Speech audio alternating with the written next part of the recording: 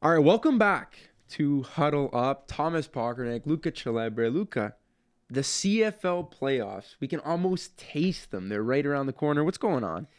Excited, very excited for it. And if you follow the channel, if you follow Huddle Up, you'll already see that we posted our playoff prediction video.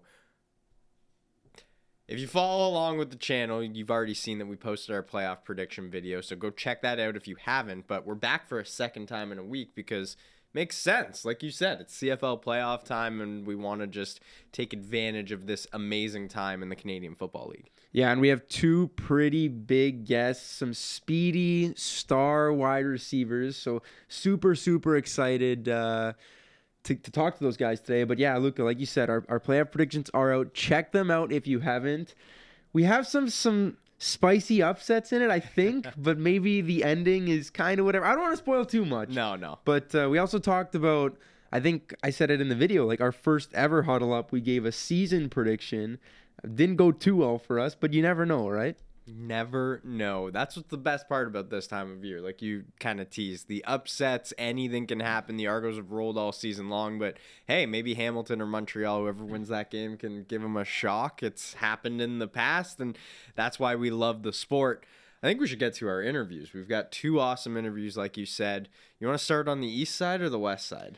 I think we'll start with these because you mentioned Hamilton and Montreal, and we have a star receiver from the Hamilton Tiger Cats, one of the best in the CFL this year, Tim White. It didn't matter who was under center and throwing the ball in Hamilton. This guy got it done with everyone, and we're so lucky to have him joining us today.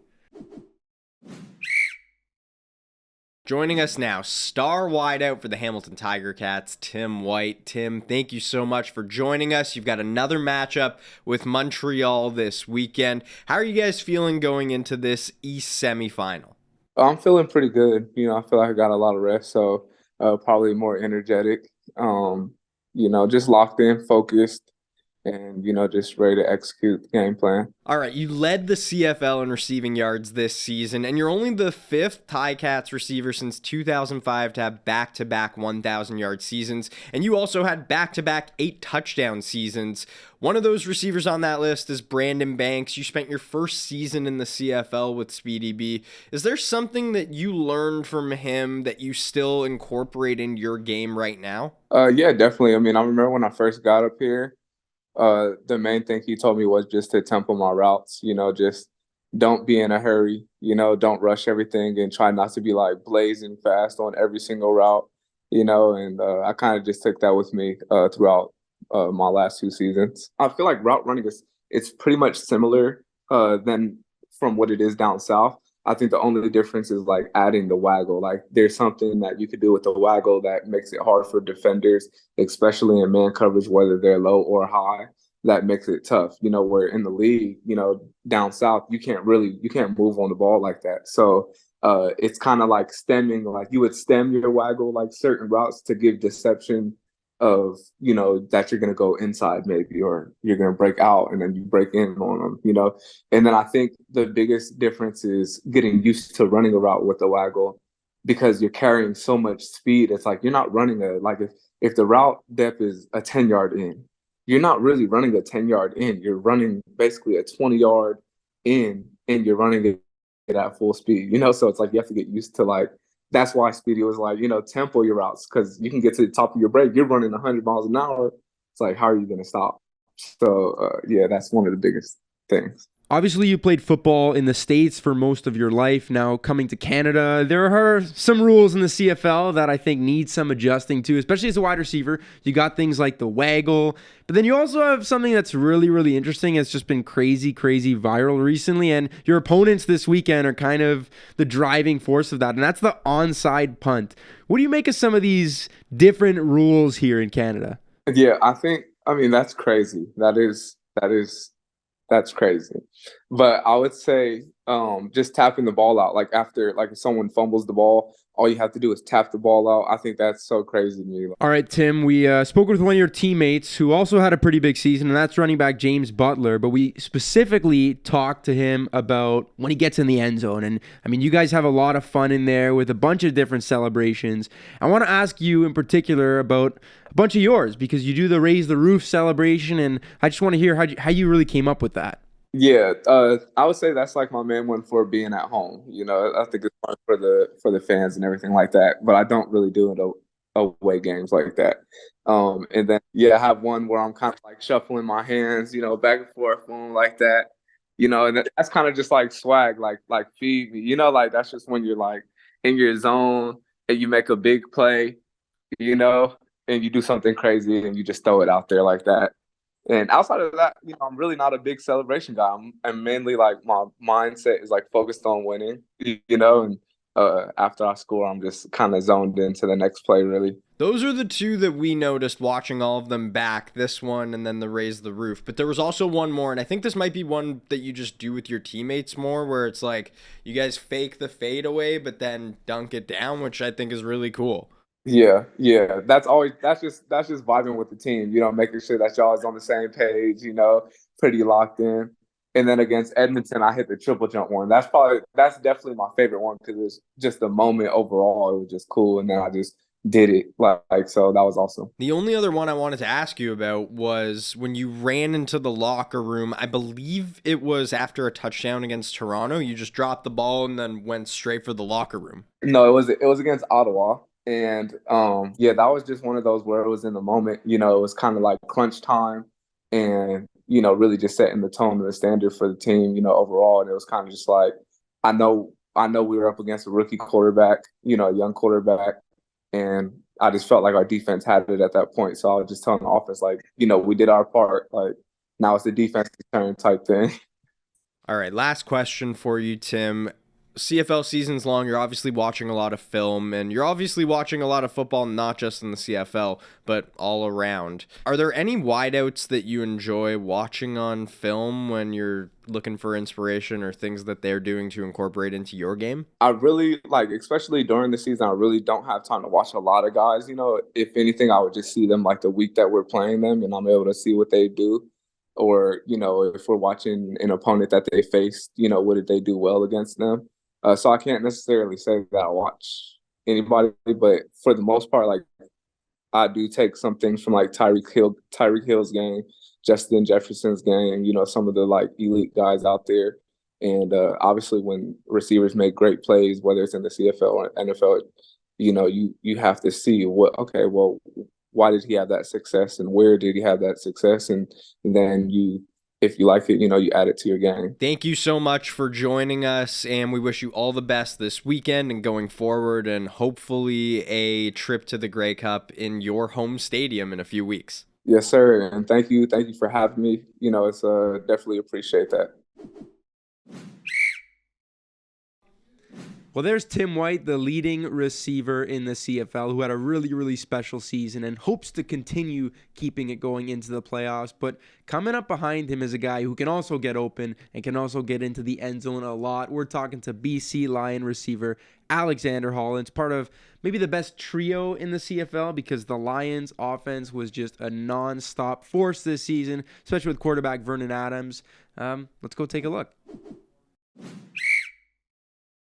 All right, happy to welcome into the huddle BC Lion Alexander Hollins.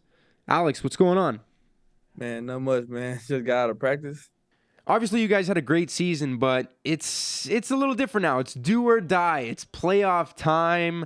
You guys have a big one this weekend against Calgary. What's the feeling like in the locker room right now?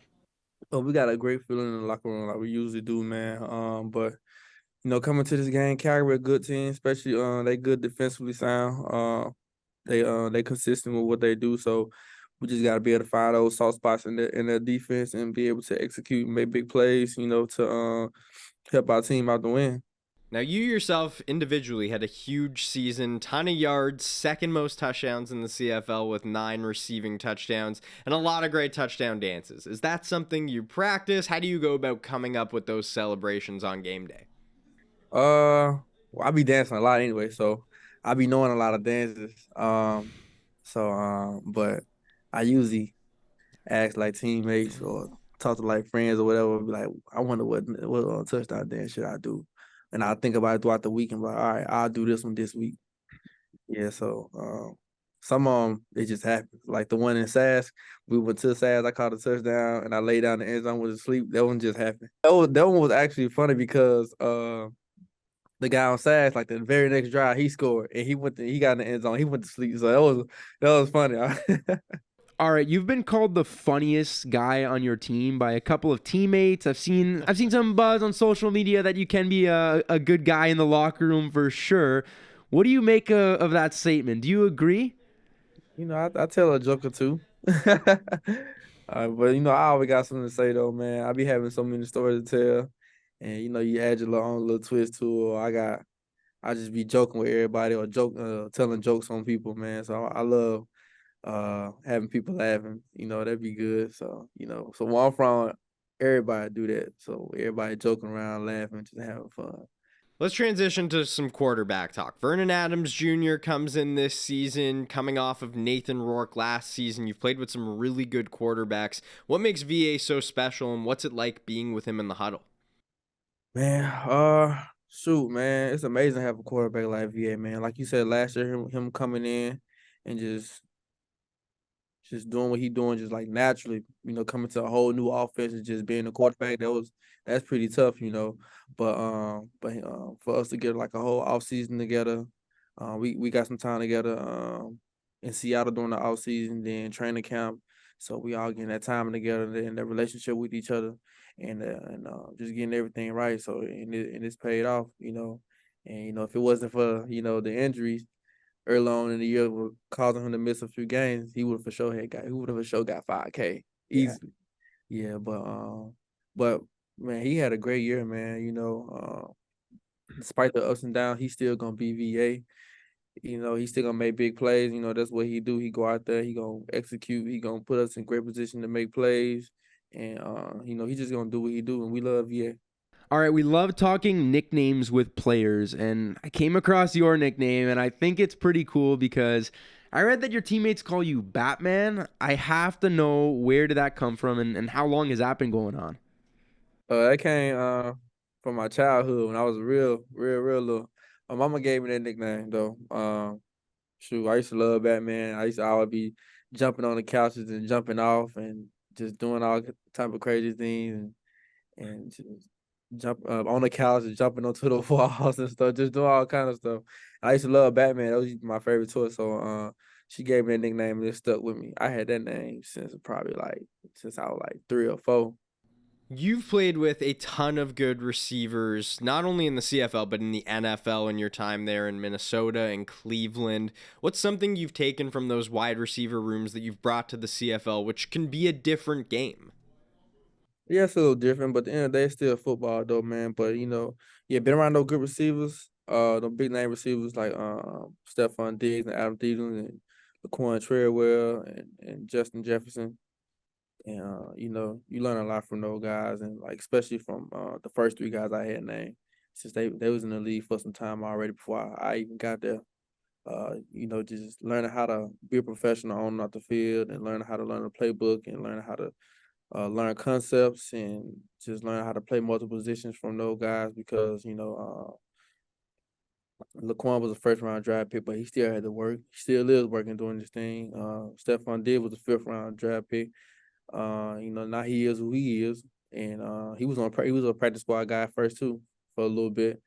And Adam Thielen, he was undrafted, and he worked his way up. So I was in the kind of like in the same boat, so I just wanted just pick from their brain, see like what they did and what they didn't want to do, what helped me out. And, I always ask those guys questions that help me out in the long run. And like other guys that wasn't like as big names as them as like BC Johnson. I came in with him, BC Johnson, Davion Davis, Dylan Mitchell.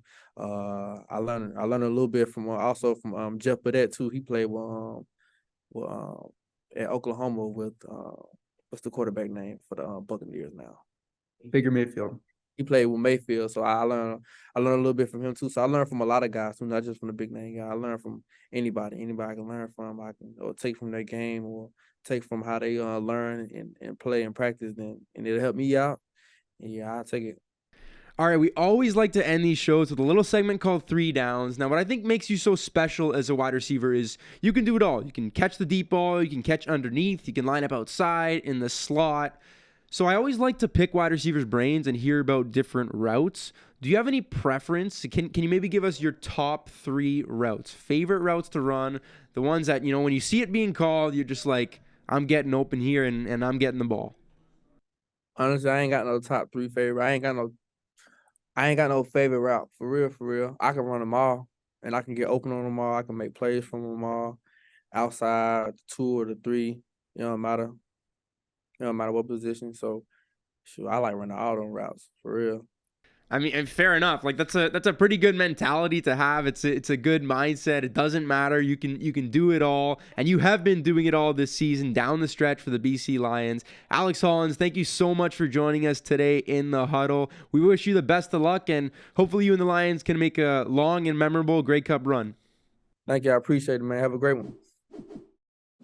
All right, a big thank you to Tim White and Alexander Hollins for joining us and giving us their time. Some great interviews, great insights. And now it's the playoffs, so leave your predictions for this weekend's games below. We're pumped to see who's going to be in the East and West final, and we've got more interviews and a lot of other great content in the next 2 weeks leading up to Grey Cup Sunday. We can't wait, and we'll see you guys soon.